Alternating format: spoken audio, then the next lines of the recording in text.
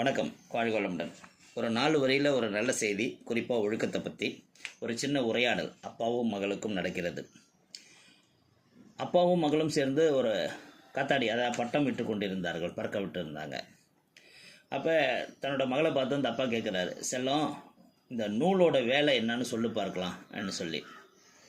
அதுக்கு அந்த பொண்ணு சொல்கிறா,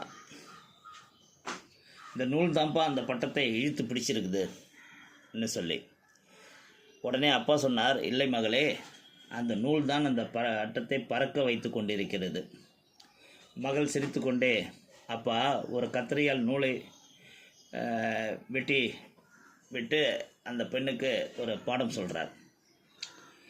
முதலில் பட்டம் விடுபட்டு தாறுமாறாக பறந்தது. அந்த அப்பா அந்த கத்திரியால் அந்த நூலை வெட்டினோன்னே கொஞ்ச நேரத்தில் சற்று தூரம் தள்ளி கீழே போய் விழுந்தது. ஒழுக்கம் இப்படியானது தான் மகளே, அது உன்னை இழுத்து பிடித்திருப்பதாக நீ நினைத்து கொண்டிருக்கிறாய். அதிலிருந்து அறுத்து கொண்டால் சுதந்திரம் என்று நினைத்து கொண்டிருக்கிறாய். ஆனால் அந்த சுதந்திரம் ரொம்ப தற்காலிகமானது. சீக்கிரமே கீழே விழுந்து விடுவாய். ஒழுக்கம்தான் உன்னை கொடி கட்டி பறக்க வைத்து கொண்டிருப்பது. உன்னை அதிலிருந்து அறுத்து கொள்ளாதே என்றார். எவ்வளோ சிறந்த உரையாடல் பாருங்கள்.